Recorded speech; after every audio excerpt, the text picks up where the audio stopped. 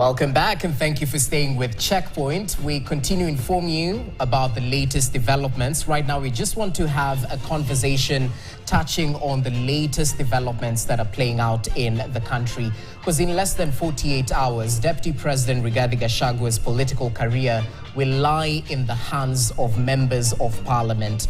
With the impeachment talk taking center stage at the national level, what exactly is the cost of this whole political talk, this whole political conversation?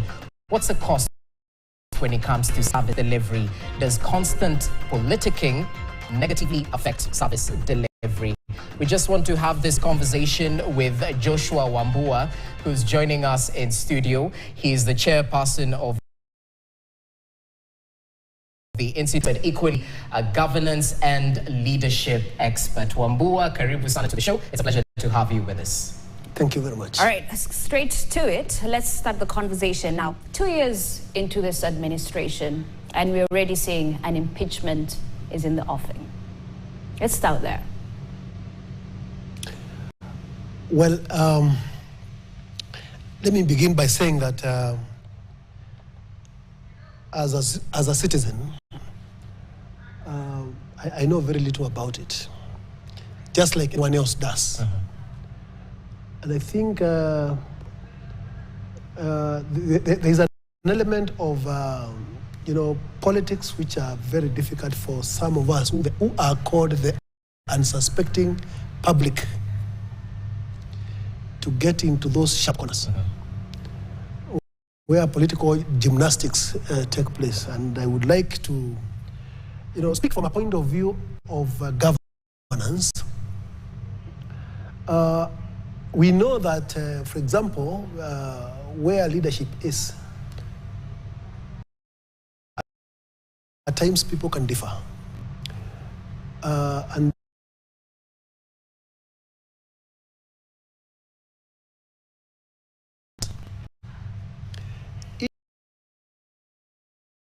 even in the church, leave alone our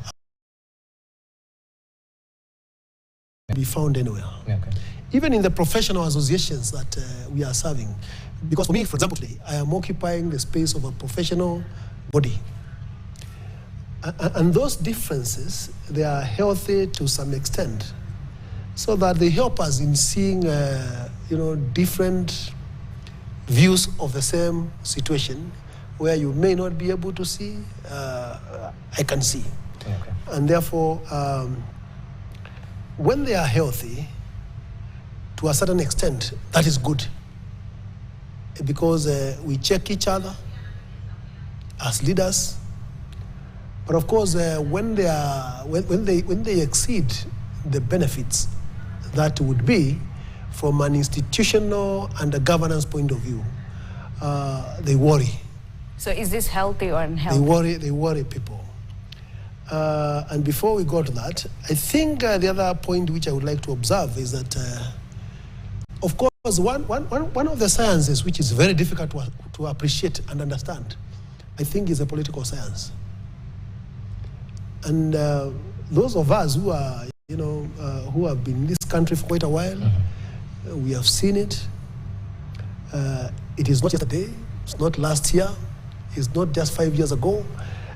Politics have got sharp corners, and I want to call them sharp corners very deliberately, because I have seen those sharp corners. When you think you are, running, you find that the course has changed. Okay. And before you adjust, maybe you find yourself on your own. Sometimes we call them political gymnastics. You find that you have been facing someone, you have been thinking that you are moving in the same direction, you are talking face to face. The next moment is a different story. So from a governance point of view, is this healthy or unhealthy? What do you make of the push and pull in the presidency? I think reading from what we are seeing from, the public arena, it could be getting to a difficult situation. Okay. Yes, to a difficult situation. That's how I would put it. So there's some who seem to think that the timing of this impeachment is suspicious. There are those who think that the impeachment plot is more or less a diversionary tactic from the real issues at hand. So much is happening in the country. Transition from NHIF to SHA. We just had the Gen Z protests recently agitating for better governance, accountability, and service delivery. What do you make of this impeachment? Is it a ruse to shift focus from the key issues of national concern? Do you find the timing suspicious? Give us your take from a governance point of view. I may not be able to give a very good answer because, one, I am not a political scientist. Let me mention that. Yes. But of course, everyone sees our country as at a stage where we are undergoing a lot of transformation. And I think this started probably a while ago, but maybe we are coming to the climax. You remember the stories of BBI. And now the most recent case is that one of the youth. We have been speaking about the youth for quite a long time, making promises, all of us, at whatever institutional level, telling them that they are the guys of the future, and this future is never arriving. Even myself, when I was in the youth level, we were promised. And I kept on saying, I'm waiting for my time. I think you're not still waiting. Yes, we're still waiting. Okay. But now, I think it's a major issue. One cannot sweep it under the carpet. And I think our country is really undergoing transformation. And this transformation is not going to be very sweet to anybody. Either from a political point of view, from even from a legal point of view, from a legislative point of view. Remember that of late we've been having laws which have been passed by the National Assembly and they have been contested. The element of public participation, who knew that it could become an issue? This transformation, in my view, is not sparing the judiciary, is not sparing the executive, neither is it sparing the legislature. Even the church. I still want to refer back to the church, where we normally go there very humbly and keep quiet, to be told what is right and what is wrong, and then you can go home interpreting it in your own way. It's a different game ball altogether. And therefore, from a governance point of view, we can see some of the elements of governance coming into play. For instance, there are those elements which we say are the elements of governance. Governance is not just about governance, good governance. What are they? Number one, you need to have a vision if you want to govern well. Number two, you need to convince people. You must be capable of communicating with people and telling them the direction you are moving. Number three, public participation, where you come and map all the stakeholders that you work with, who normally impact on you, and you also impact on them. So that anytime you are introducing a change, anytime you are proposing something, you must have a discussion. This is the kind of direction that the whole globe is taking. That you must involve them, you must talk to them. You may not convince them 100%, but you need to convince majority of them, so that you can be able to move on. Okay, and you did mention that, the public needs to be involved. The public needs to know the vision. But let's just take a look at the protest that you talked about. The youth were advocating for what? Good governance, corruption to be dealt with, tribalism to be dealt with. That is exactly what we are seeing happening, being swept under the carpet, right? So then, from that perspective, and looking at it from a governance point of view, is it wrong for a number two to ask the president to, bring the house to order? I would like to avoid, the question of the number one and the number two. The number one being His Excellency the President, number two being His Excellency the Deputy President. I think let's keep away the names. And if we can deal with with the perspectives rather than the personalities, I think that would be that would be good enough. And I want to say this: there are what we call board dynamics from a corporate governance point of view, from a good governance point of view. Every board has a chair. Every board has members of the board. You need to have some element of congruence more than the disharmony. The moment the disharmony sets in, then there will be chaos. And when this chaos happens, then the service delivery will be affected negatively, we like it or not. And therefore, the leaders should find a way of discussing whatever issues there are, and then agree on the way forward. In any event, they are trustees of the unsuspecting public. I still want to call them the unsuspecting public, the innocent person.